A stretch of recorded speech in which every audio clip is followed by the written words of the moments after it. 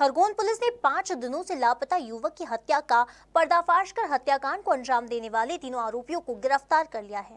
आरोपी की पत्नी पर गलत नजर और 1,20,000 रुपए के लेन देन को लेकर बाप, बेटी और बहू ने मिलकर युवक की पत्थर मारकर हत्या कर दी थी और शव को गाड़ी सहित इंदिरा सागर की मुख्य नहर में फेंक दिया था।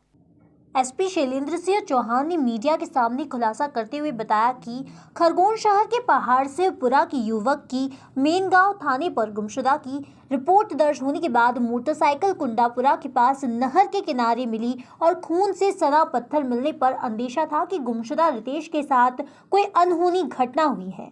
घटना को गंभीरता से लेते हुए जांच दल गठित किया गया। नहर के पानी में गोताखोरों के दल से तलाश कराई गई। इस दौरान बलकवाड़ा थाना क्षेत्र में बरोड़ा नदी के पास इंदिरा सागर परियोजना मुख्य नहर में रितेश का शव मिला।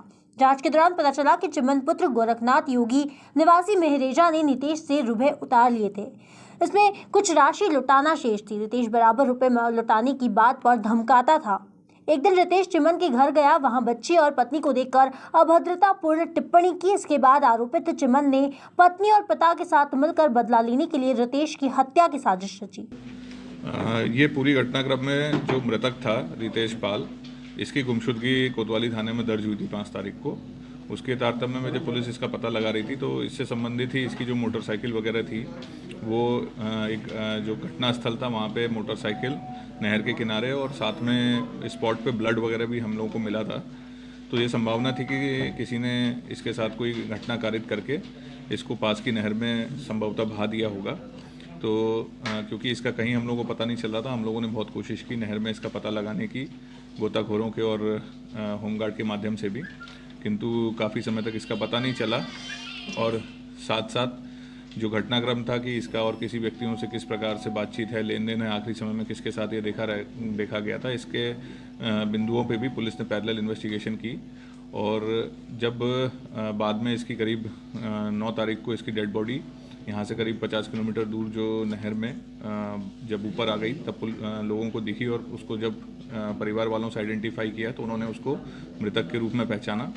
इसके साथ साथ जो पुलिस इन्वेस्टिगेशन कर रही थी तो उसमें जो पुलिस को इम्पोर्टेंट पॉइंट्स मिले उसके बेसिस पर पुलिस ने 3 लोगों को आइडेंटिफाई किया, जिसमें जो मेन आरोपी है उसकी पत्नी और उसके पिता ने मिलके सुनियोजित ढंग से इसको मारा।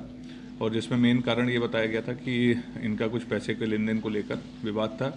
कुछ पैसा आरोपी ने उधार लिया था और कुछ राशि उसमें से वापस करने के उपरांत कुछ राशि वापस देना रह गई थी, जिसको लेकर इन दोनों के बीच में मनमुटाव हुआ और उसके आधार पे उसने अपनी पत्नी और पिता के साथ मिलकर इस घटना को अंजाम दिया। सर, आरोपी की पत्नी का जैसा बताया गया कि उस पर गलत नजर, क्या मामला था? वो बेसिकली उसने जो मृतक है उसने आरोपी के जैसा आरोपी ने बताया है अपने कबूल में कि उसके पत्नी से जो बचे हुए पैसे थे उसके एवज में उससे संबंध बनाने के लिए दबाव बनाया था, जिससे शुद्ध होकर उसने इस घटना को अंजाम दिया था।